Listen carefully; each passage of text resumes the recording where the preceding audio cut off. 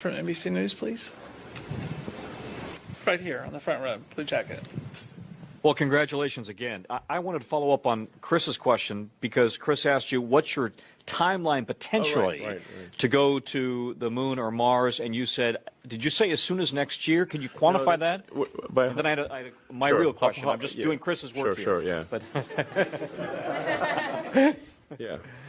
Well, by hopper tests, I mean kind of like we had the Grasshopper program for Falcon 9, where we just add the rocket, take off and land in Texas, at our Texas test site. So that would be, we'll either do that at our South Texas launch site near Brownsville, or do ship to ship. We're not sure yet whether ship to ship or Brownsville, but most likely it's going to happen at our Brownsville location because we've got a lot of land with nobody around. So if it blows up, it's cool. But by hopper test, I mean it'll go up several miles and then come down. The ship is capable of a single stage to orbit if you fully load the tanks. So we'll do flights of increasing complexity. We really want to test the heat shield material. Something where fly out, turn around, accelerate back real hard, and come in hot to test the heat shield. Because we want to have a highly reusable heat shield that's capable of absorbing the heat from interplanetary entry velocities. So it's really tricky. The potential to go to Moon or Mars? What's your timeline there? Yeah. So there are a lot of uncertainties on this program, but it is going to be our focus after now we're almost done with Falcon 9 and Falcon Heavy. We're going to level off, as I said, at Block 5 of version 5. So there won't be any more major versions of Falcon 9 or Falcon Heavy. Dragon is also going to level off at Dragon version 2. There might be like point releases, 5.1 or Dragon 2.1 or something like that. But most of our engineering resources will be dedicated to VFR, and so I think that will make things go quite quickly. The ship part is by far the hardest because that's going to come in from suborbital velocities like Mars transfer velocities, Moon transfer velocities. These are way harder than coming in from low Earth orbit.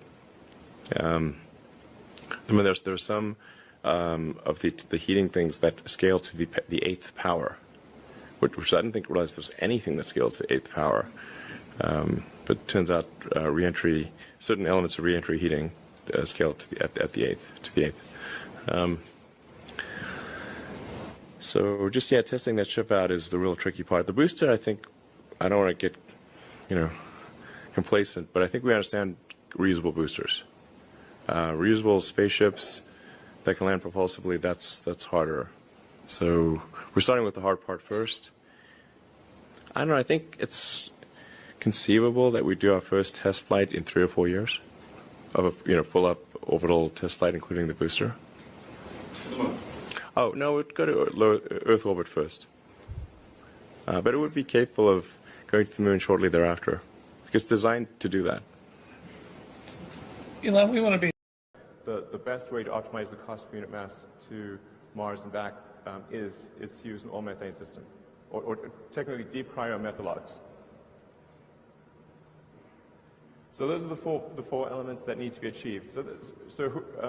Whatever architecture, whatever system is designed, whether by SpaceX or anyone, we think these are the 4 features that need to be addressed in order for the system to really achieve a low cost per ton to the surface of Mars. And this is a simulation of the overall system.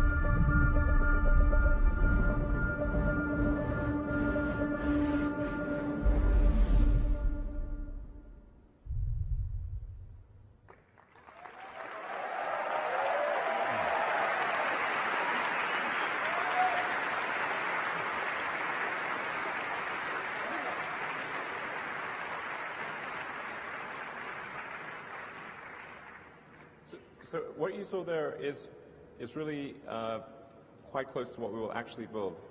It will look almost exactly what you saw, like what you saw. So this is not an artist's impression. The simulation was actually made from the SpaceX engineering CAD models. So this is not, it's not just, well, this is what it might look like. This is what we plan to try to make it look like.